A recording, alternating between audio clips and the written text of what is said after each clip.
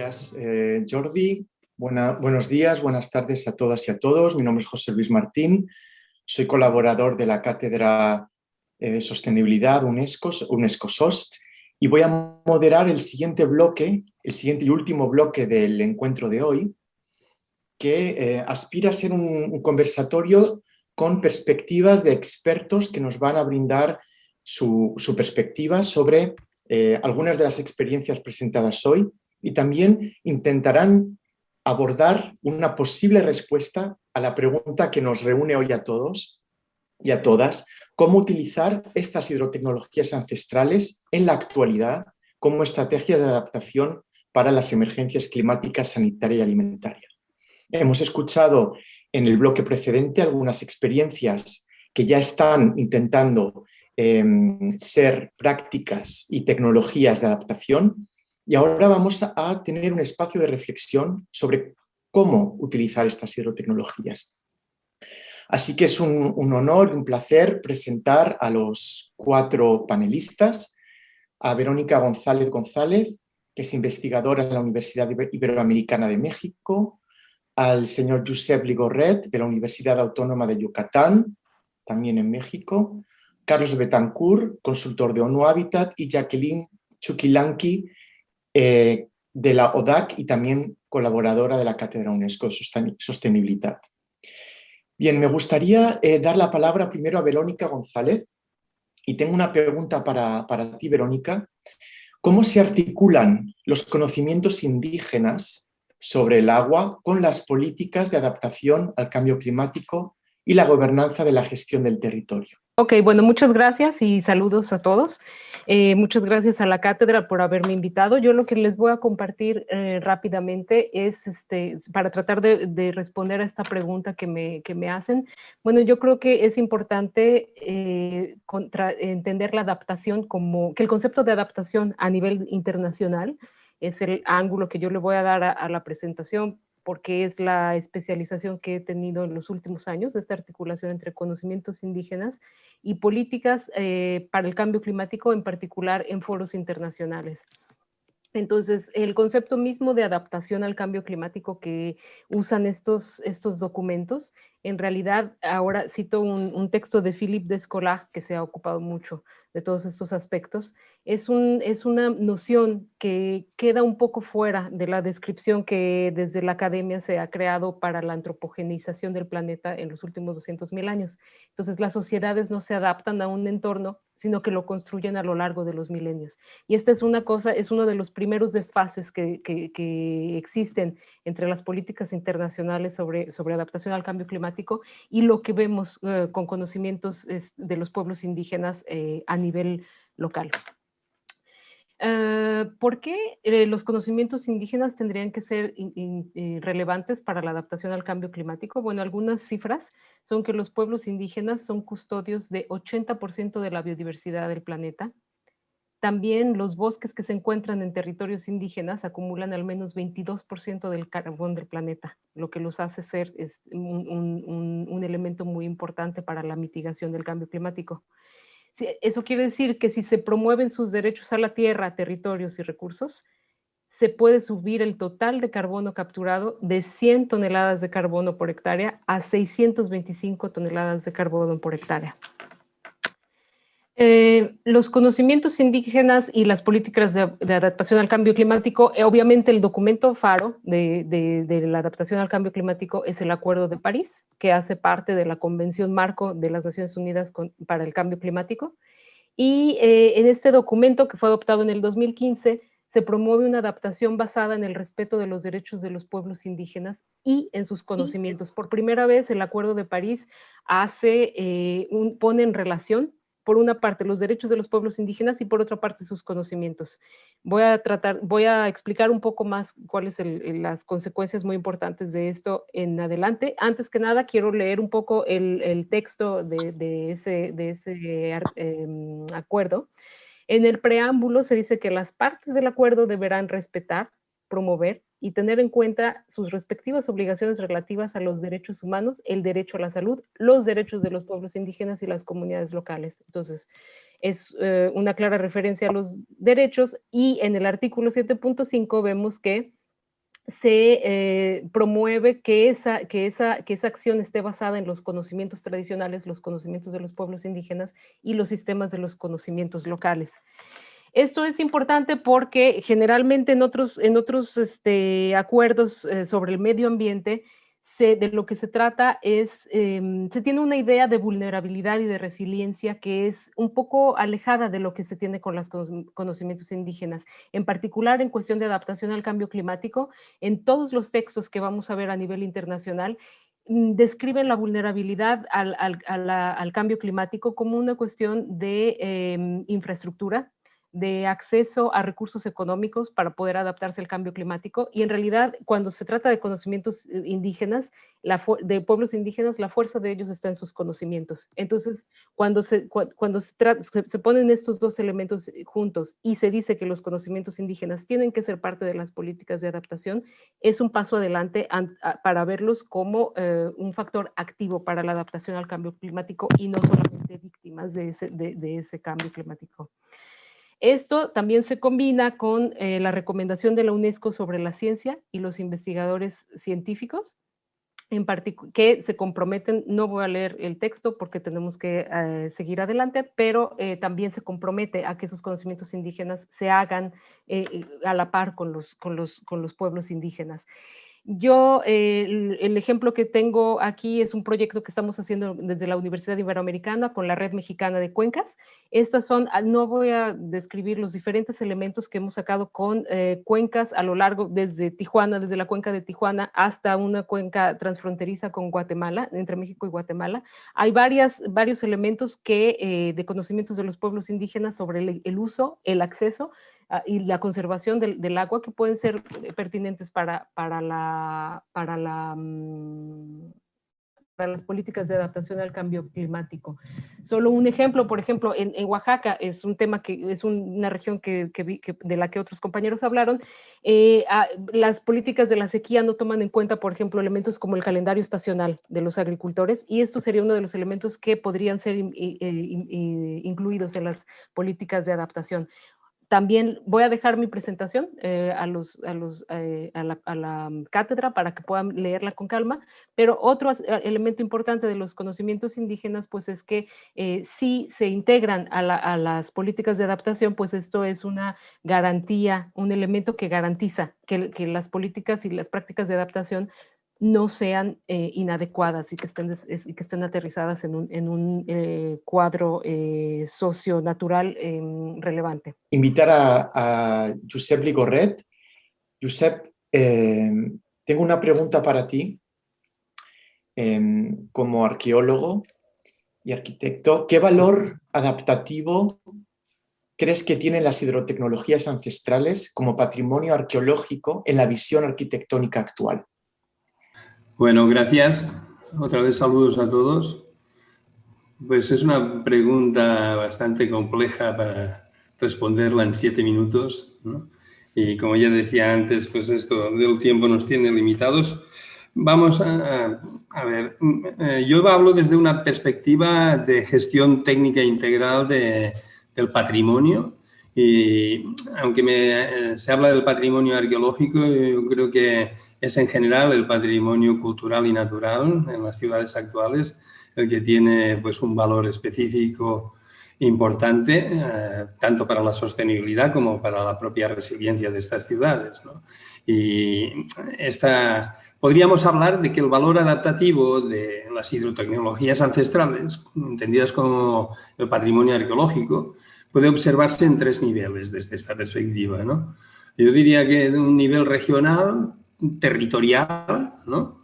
De otro nivel microrregional, pues podría ser municipal, ¿no? Como en el caso que presentamos, o metropolitano, y el urbano o local, ¿no? Y que los aspectos en cada uno de ellos tienen una serie de consecuencias para generar soluciones basadas en la naturaleza ante los 3 tipos de emergencias que mencionan: climática, alimentaria y sanitaria. Y desde nuestro punto de vista, este patrimonio cultural natural es un eje, como decía, para esta sostenibilidad, y este carácter debería incidir en las políticas y en la gestión del desarrollo urbano territorial y en la visión urbano-arquitectónica actual, ¿no? En particular, en el caso del área cultural maya, ¿no? Y en específico en la península de Yucatán, que es la experiencia que nos ha hecho abrir los ojos en este sentido, nos permite considerar algunos aspectos en los que las hidrotecnologías observables en el patrimonio arqueológico aportan un valor adaptativo, ¿no? Ancestral, ¿no? Ya vimos en la presentación brevemente pues, la relación que hay entre los asentamientos humanos antiguos y las fuentes naturales de agua, ¿no? Esta vinculación que en el caso, además de un paisaje kárstico como este, tiene una importancia bastante fundamental, ¿no? Y también, por otra parte, en la gestión de estos espacios, y esto tiene que ver con la relación que hay con otros sectores económicos, ¿no? Como, por ejemplo, el turismo y los modelos empresariales de gestión que se han tenido de estas fuentes naturales de agua, ¿no? Y ahí falta un diálogo intenso con estos sectores para el aprovechamiento y el uso de los cenotes o de estas fuentes de agua, ¿no? Con el consecuente impacto económico que pueden tener y el impacto ambiental, desarrollado sobre todo desde una perspectiva de las hidrotecnologías ancestrales, ¿no? Esto le aporta esto que está relacionado, por otra parte, con la atractividad, ¿no?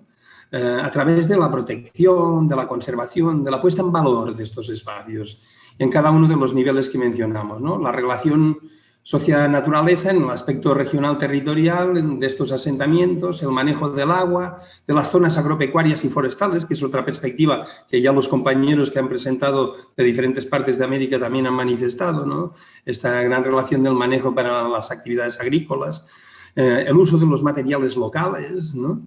Las técnicas constructivas incluso, y los espacios y los diseños arquitectónicos. En el otro nivel, más microrregional, ¿no?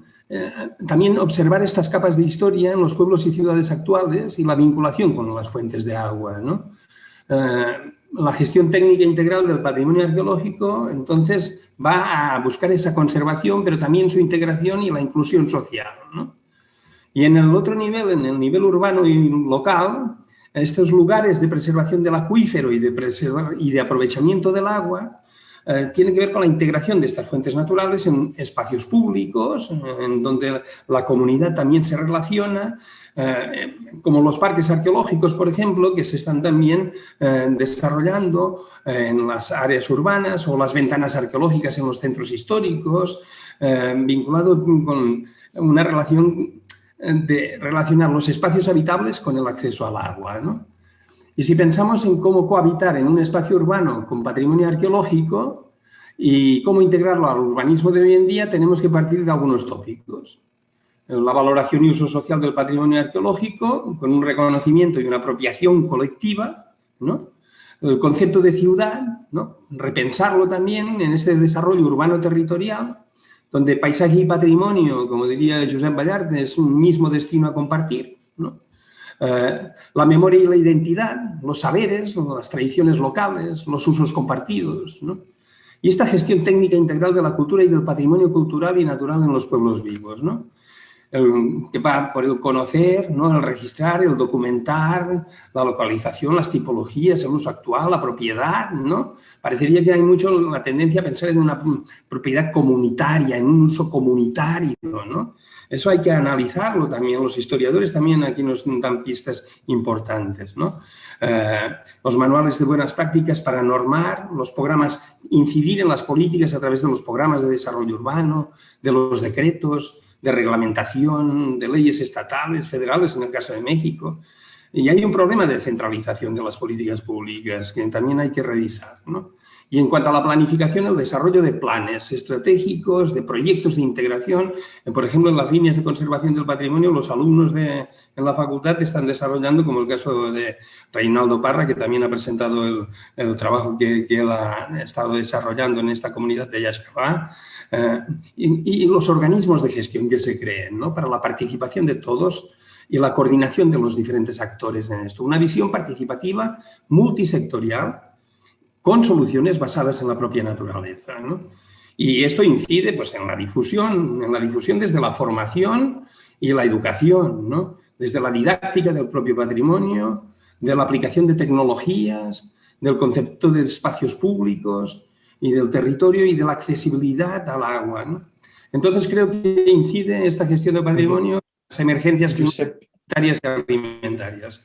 Muchísimas gracias por la palabra. Muchísimas gracias, Josep, y por tu reflexión, que además se enlaza de forma natural y lógica con la siguiente intervención de Carlos Betancourt, que nos va a hablar también de la intersección del espacio de la ciudad y su intersección con la región, con el territorio regional. Así que tengo una pregunta para ti, Carlos. ¿Cómo se pueden integrar de forma eficaz las hidrotecnologías ancestrales en un desarrollo sostenible del territorio y también en la planificación urbana? Carlos, por favor. Sí, gracias. Digamos que lo urbano en este momento es el sitio crítico de los impactos del cambio climático y las problemáticas sanitarias y de alimento. También son problemas rurales, pero digamos que el momento crítico es en la ciudad, pero la ciudad ya está dejando de ser, digamos, la pequeña ciudad representada en la malla urbana española, de 20 cuadras hacia un lado y 20 cuadras hacia el otro, y la ciudad se convierte en un gran espacio urbano y territorial, ¿no? Que supera los bordes de la ciudad tradicional. El desafío entonces para nosotros es cómo transferir esta herencia de conocimiento y de prácticas hidrotecnológicas en este nuevo contexto urbano, que es extremadamente complejo. Me parece que habría que hacer tres consideraciones, una a nivel de contexto, otra a nivel de escala y otra a nivel de la problemática de la tierra. A nivel de contexto, todas estas tecnologías ancestrales se han desarrollado en un contexto agrícola, ¿no? De desarrollo agrícola, con una simbología de la tierra como gran madre protectora. Y en el contexto urbano, digamos que esa hegemonía de la función agrícola desaparece un poco, ¿no? Es decir, hay nuevas prácticas económicas, hay nuevos desarrollos, hay la industria, hay la vivienda como motor de desarrollo, están las grandes tecnologías, los parques industriales, etcétera, etcétera. Es decir, el contexto donde aparece la ecohidrología ancestral cambia, ¿no? Y el cambio de contexto, habría que pensar qué impacto o qué revisión demandaría, es decir, las tecnologías evolucionan, ¿no? Y por lo tanto las ancestrales deberían de evolucionar un poco también. Entonces, si entendemos el contexto, ver cómo el cambio en el contexto puede impactar la forma de las tecnologías. El segundo es el tema de la escala, es decir, cuando tú ves, yo estuve trabajando un tiempo en Calcuta, y Calcuta tiene un pantanal inmenso, extremadamente grande, para el manejo del ciclo del agua a nivel local, y básicamente de las aguas sucias. En Calcuta, que tiene una población de 10 millones de gente, no hay alcantarillados. Se limpia allí en esta gran laguna, que además ha desarrollado espacios de agricultura urbana y de acuacultura. Es un caso bien interesante. Pero el gran proceso de urbanización está eliminando esta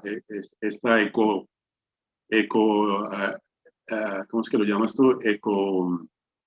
Hidrotecnología ancestral, que existe desde tiempos muy antiguos. Un escocés la arregló un poco en el siglo XIX o algo así.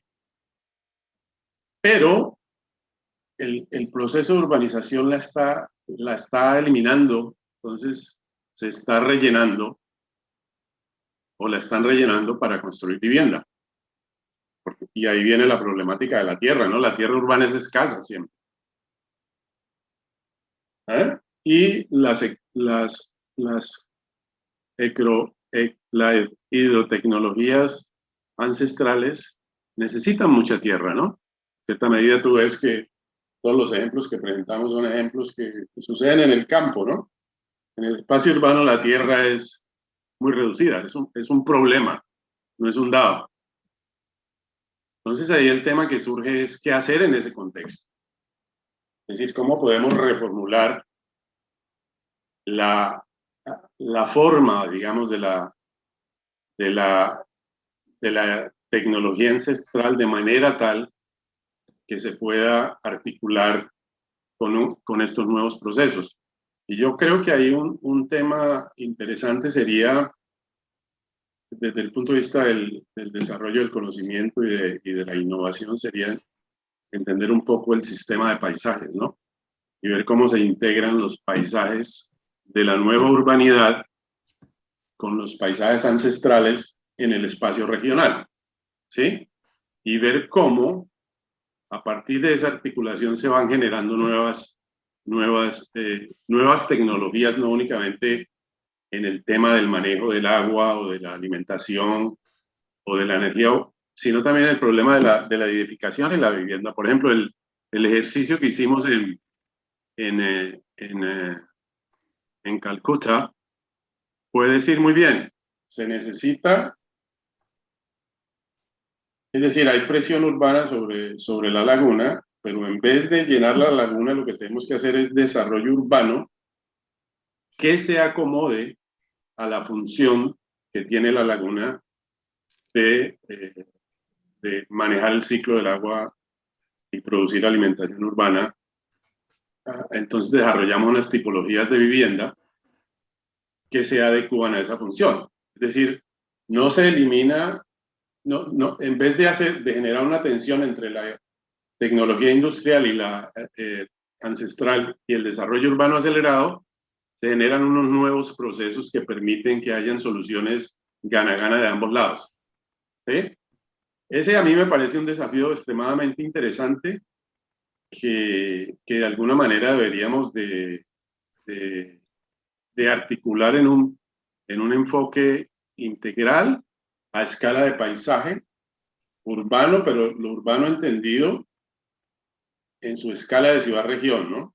No únicamente en la escala local de ciudad o de barrio, pero en la gran escala, que es de allí donde está el desafío.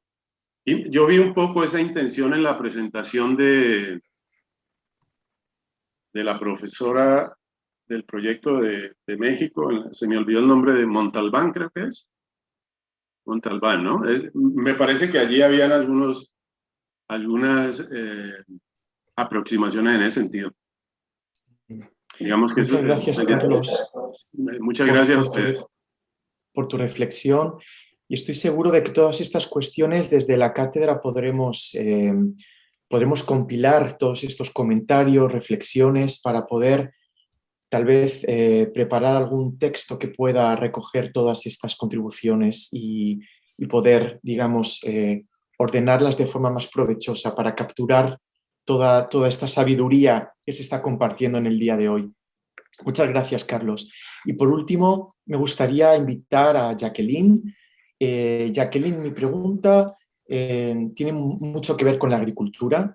¿Cómo puede el conocimiento sobre el manejo ancestral del agua contribuir a resolver en parte la actual emergencia alimentaria? ¿Cuál es la apreciación de los jóvenes agricultores de las hidrotecnologías ancestrales? Tal vez nos puedas compartir con nosotros un poco de la experiencia de esta nueva generación de jóvenes que están encontrando en las hidrotecnologías ancestrales un sistema de trabajo y de replicación. Muchas gracias. Muchas gracias. Buenas tardes a todos. Mi nombre es Jacqueline, soy de nacionalidad peruana, pero actualmente estoy cursando una maestría en agricultura tropical sostenible en Honduras. Colaboro con la Cátedra UNESCO desde años atrás, gracias al doctor Jordi por toda esta confianza y la invitación también. Y pues sabemos que actualmente existe un gran problema, que es el cambio climático. Los efectos nos han ido perjudicando, pero sobre todo perjudicando más a las comunidades campesinas que están ubicadas en las zonas rurales. Y estos efectos también han tenido repercusiones en las precipitaciones que a veces son escasas en los largos periodos y a veces son intensas en periodos cortos. Esto hace que exista un déficit hídrico para abordar ciertas necesidades básicas como el consumo de recurso hídrico, o también destinado a dos actividades muy importantes que se desarrollan en este tipo de comunidades, que es la agricultura y la ganadería. Y esto hace también que pues estas intensas precipitaciones degraden los suelos, erosionándolos y afecten toda esa infraestructura verde que tenemos en la naturaleza. Una de las soluciones, como ya lo mencionaron en los estudios de casos y los proyectos que se trabajó y se expuso en el panel anterior, son las amunas, ¿no? Este tipo de hidrotecnologías que existe en Perú se ha ido desarrollando y sobre todo recuperando, revalorando ese conocimiento ancestral, y como ya lo mencionaron también, es un tipo de sistema que se encarga de captar el agua para poder almacenarlo en los subsuelos y posteriormente tener esa disponibilidad para dedicarlo a estas actividades principales como la agricultura y la ganadería. Entonces, a raíz de eso, es un sistema potencial que puede significar tener un 35% de agua más disponible durante el periodo seco. Este sistema preincaico, ¿no? Se ha venido desarrollando en la región de Lima sobre todo, y pues pensando a futuro, este puede llegar a tener una disponibilidad para más de 12 millones de personas, solo en la región de Lima como un ejemplo. Y pues a raíz del COVID-19, nosotros hemos visto que todas las actividades económicas se han paralizado, pero lo único que ha seguido avanzando ha sido la agricultura, ¿no? Contribuyendo así a la seguridad alimentaria. Entonces, ¿cómo este tipo de tecnologías pueden ayudar en el contexto actual? ¿No? Como ya les mencioné, revalorizar y seguir contribuyendo a recuperar este tipo de sistemas también aporta a la economía local, logrando así la participación de todos los pobladores en las faenas comunales, proyectos participativos, recuperación de este tipo de tecnologías, y aparte que les aporta en la mano de obra ya remunerada, y también logra la participación de toda la familia y sobre todo los más jóvenes y mujeres jóvenes, logrando también la equidad de género, porque hemos visto que a las mujeres muchas veces solo se les ve como amas de casa o se quedan en sus casas preparando los alimentos, pero sin embargo revalorizar ese tipo de tecnologías las invita a seguir participando en familia. De igual manera, ¿cuál es la visión de los jóvenes agricultores hacia este tipo de tecnologías? La verdad que yo vengo también de una familia de productores, de una familia campesina, ¿no? Y lo que nosotros hemos ido buscando a lo largo del tiempo es tal vez desarrollar este tipo de propuestas basadas en soluciones en la naturaleza, ¿no? El uso de estas tecnologías podría disminuir estos impactos ambientales con este tipo de infraestructuras naturales para cubrir ciertas necesidades básicas, como ya les mencioné, la agricultura y la ganadería, que son dos actividades muy importantes. ¿Pueden contribuir a la economía? Claro que sí, a través de este tipo de proyectos participativos con la inclusión, pero también hemos visto un problema que muchos de los jóvenes agricultores tienden a migrar a las ciudades, ¿no? Para una búsqueda de mejores oportunidades o calidad de vida. Sin embargo, ahí juega un papel muy importante todas las instituciones a nivel de gobierno, de cooperación internacional y desde las comunidades campesinas, que podemos impulsar en el apoyo de emprendimiento de este tipo de jóvenes, porque al tener ya estas hidrotecnologías, también podríamos buscar la promoción del agroturismo, ¿no? Que estos jóvenes trabajen como guías turísticos para promover la difusión, ¿no? Ya sea de centros de investigación, de personas que vengan de fuera a conocer este tipo de hidrotecnologías, y sobre todo una herramienta muy importante que puede cambiar el mundo es la educación. Y coincido con los panelistas que tenemos que trabajar en la educación, en la transferencia, en la difusión y sobre todo invertir en investigación. Las instituciones académicas también juegan un papel muy importante en seguir investigando y saber que pues podemos conservar nuestros recursos, seguir con nuestras actividades, y a raíz de esto también nace la preocupación de un grupo de jóvenes que fundó ODAC Internacional, que queremos transferir todos estos conocimientos. Si bien es cierto, tuvimos la oportunidad de poder educarnos, en este caso yo estudié en Honduras, y pues ahora quiero replicar todos estos conocimientos, transferirlos para que más personas conozcan y sobre todo se tome en cuenta el papel y la voz de los jóvenes que podemos contribuir a la seguridad alimentaria. Muchas gracias, Jacqueline. Fascinante el trabajo que estáis haciendo y desde luego sería muy interesante poder organizar en un futuro cercano un panel de discusión y conversación con esos grupos de jóvenes que están revalorizando estas hidrotecnologías, y a lo mejor podría ser una de las actividades que se podría impulsar desde la cátedra y también desde UNESCO PHI en América Latina y el Caribe. Pues entonces, Jordi, te paso la palabra para... Sí, pero yo tengo una breve pregunta para... perfecto. Para Carlos, ¿no? Entonces, ¿crees que entonces tenemos un reto quizás uno de los retos es también ver cómo cambiamos nuestras ciudades estos próximos años, ¿no? Sin duda hay ya proyectos en esta línea, el tema de las soluciones basadas en la naturaleza. De hecho, hemos tenido varias ponencias que iban en la línea de soluciones basadas en la naturaleza y hay también toda la red Natura en la cual estamos trabajando y seguramente vamos a hacer también un evento específico, pero cómo implementar parte de este conocimiento ancestral dentro de las ciudades.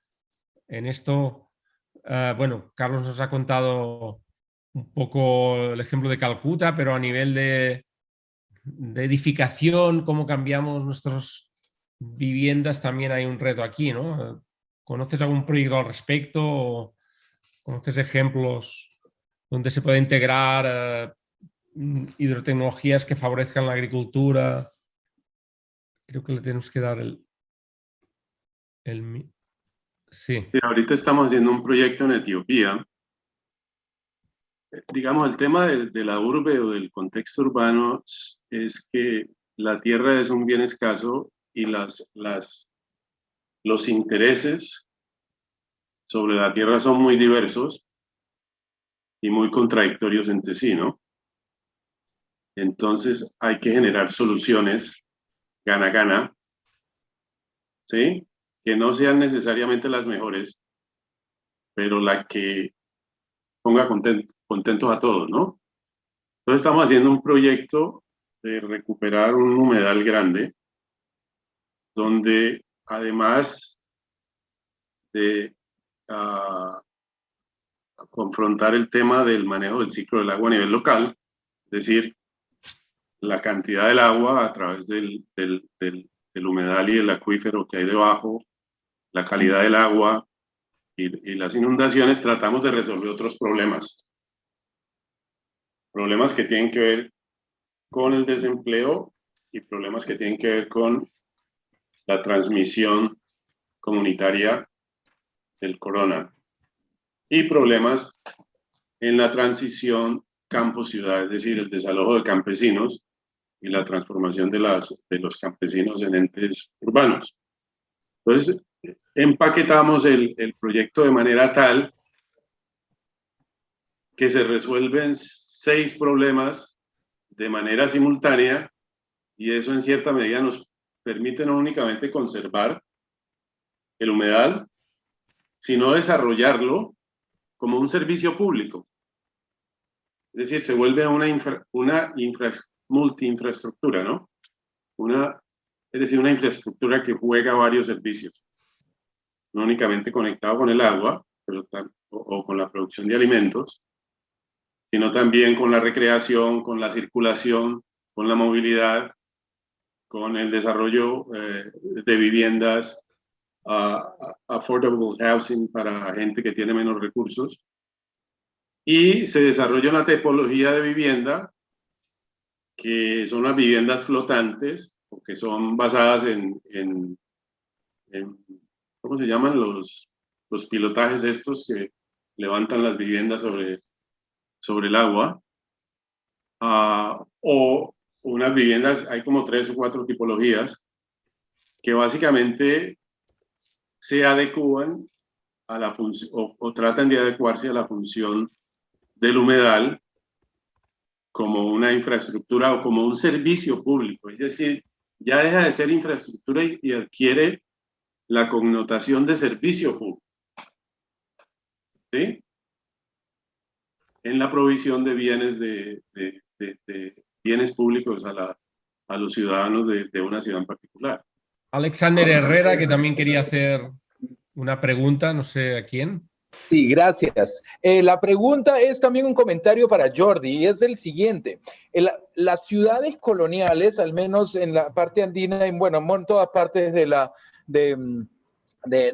América, son el resultado de la imposición de un orden colonial que ha llevado a, por ejemplo, la ciudad donde me encuentro ahora, en la ciudad de Lima, ¿sí? Que ya se ha comido 5 valles con las mejores tierras productivas, y en ese sentido el patrón de asentamiento es un problema. El patrón de asentamiento colonial es un problema, como ¿sí? posterior a las tradiciones que estamos buscando, en las cuales estamos buscando soluciones, ¿sí?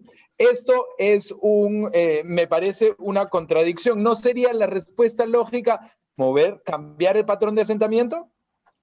Es intentar articular redes para que entre todos veamos cómo aprendemos de este conocimiento ancestral, porque resulta que todavía desconocemos gran parte de este conocimiento ancestral y todavía hoy en día no sabemos qué capacidad hidráulica tienen muchos de estos sistemas. Y es realmente increíble cómo hoy en día yo, por ejemplo, como otra gente, conocimos sistemas ancestrales gracias a unos de Harvard, ¿no? Pues obviamente aquí tiene que haber un movimiento desde América Latina, pero igual que tiene que haber un movimiento desde Oriente Medio, desde todas las zonas, porque esta modernidad, este proceso de urbanización que empieza obviamente con lo que tú comentas, Alexander, pues ha comido y ha destrozado gran parte de este conocimiento. Porque lo que tenemos que hacer entre todos es recuperarlo, y por eso estamos aquí, ¿no? Para, desde el grupo de culturas, sí, desde el grupo de culturas del agua, desde la UNESCO, de PHI, entre todos estamos viendo cómo recuperamos esto, pero cómo también a partir del uso de la ciencia, como Sergio Martos nos va a explicar el día 18, podemos realmente tener realmente los números de la importancia real de estos sistemas, ¿no? Y obviamente escuchar todas las aportaciones para ver cómo realmente se pueden extender mucho más, ¿no? Sí, Perdón. Alexander, ¿querías comentar algo? Sí, creo que es bueno que haya un debate también. Sí, estaba buscando eso, poniendo la idea de a lo mejor tenemos que recuperar los patrones de asentamiento dentro de los cuales los sistemas de gestión de agua que estamos estudiando hacían sentido, ¿no es cierto? Entonces, en ese sentido, tenemos que hacer un ordenamiento territorial completamente distinto, organizado en líneas que tengan más sustentabilidad en el tiempo, y considerando, pues, desaglomerar ciudades, ¿sí? Megaciudades como Lima, Bogotá, Ciudad de México, Sao Paulo, ni se diga. ¿Sí? Entonces, estamos hablando ante cambios transformaciones para varias generaciones. Totalmente de acuerdo, totalmente de acuerdo. Sí, Carlos Betancourt. Ahora están surgiendo preguntas interesantes en el chat también. No sé, no vamos a tener mucho tiempo para poder abordarlas ahora, pero Carlos, por favor, si quieres seguir con la intervención. Lo que tú dices, tomamos nota de esas Alexander, preguntas. es muy interesante porque haces una asociación entre la tecnología y el asentamiento del cual ella era parte. Es decir, el ecosistema no es únicamente la tecnología del manejo del agua, sino todo un entorno, una hábitat que incluye asentamiento, agricultura, etc. Ahora, tu sugestión es muy interesante de ver cómo podemos replicar el ámbito en general, no el hábitat, no únicamente esta tecnología, sino el hábitat del cual hace el parte. La otra alternativa es ver cómo podemos transformar la tecnología dado este contexto brutal de urbanización acelerada, que no es fácil de cambiar. Sí, sí. Sí, en este sentido comentar que todas las ciudades están empezando a cambiar hoy en día, ¿no? Bueno, obviamente yo puedo poner el ejemplo de Barcelona. Barcelona cambió desde la época medieval, que había un patrón, y cambió gracias a un urbanista, Cerdà, y ahora se están planteando romper parte del Eixample de Cerdà y hacer conectores verdes y romper calles del Eixample de Barcelona. Pues yo creo que todas las ciudades van a tener que, obviamente, repensarse, ¿no? Y en este sentido, la idea es ver cómo tomamos ejemplos desde todos los ámbitos, porque tenemos unos retos climáticos muy potentes, ¿no? Hay un artículo que acaba de salir. Tuvimos la suerte de conocer a Martin Scheffer, un climatólogo realmente muy interesante, que en una reunión de UNESCO Montevideo nos dejó a todos helados, cuando nos puso el mapa nuevo de escenarios, con aumentos de temperatura realmente muy fuertes para todo el sur, ¿no? Por tanto, deberemos repensar mucho y parte de la solución la tenemos en todos estos sistemas que nos han presentado hoy y algunos sistemas que se van a presentar el día 18, ¿no? Y José Luis se está poniendo nervioso ya. Que va, en absoluto. Es muy, muy interesante. No. Solamente me gustaría trasladar alguna otra pregunta que pueda tal vez tener un enfoque distinto. Tenemos una... A ver, señor Miguel García Ramos, a ver si le podemos activar. Creo que vamos a tener 2 minutos más para finalizar el conversatorio, porque nos estamos excediendo. ¿Se puede reactivar el micro? Sí. Ahora. Soy centro investigador de la cultura zenú. Los felicito por ser el primer encuentro de América Latina y el Caribe frente a las grandes culturas americanas y especialmente esa cultura del zenú desde el territorio del departamento de Córdoba y Sucre. Estamos ansiosos de poner en práctica la cátedra de UNESCO. Gracias, pero sí, disculpa, pero esto es no es esto es una red entre todos, ¿no? La idea es que aquí colaboremos entre todos, ¿no? Pues muy bien. Muchísimas gracias a todas y a todos y nos vemos el 18 a la misma hora, es hora 10 AM de Colombia. Vamos a poner todos los horarios, pero muchas gracias. Felicidades.